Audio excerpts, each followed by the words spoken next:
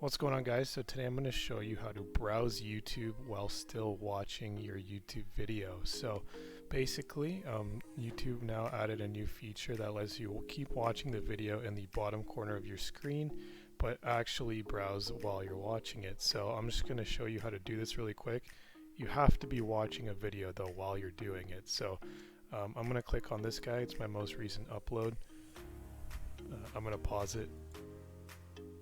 Okay, so now you can see in the bottom right corner there's an option for Miniplayer. So if you click this, as you can see, now you'll be brought back to browsing YouTube, but the video will be playing in the bottom right. So this is actually pretty cool feature.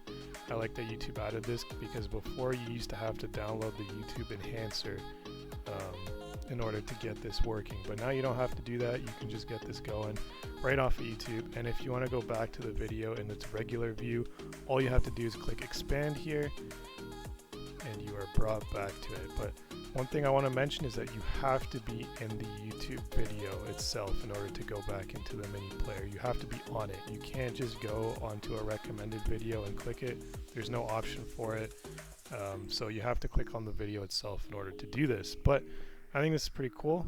Short video today.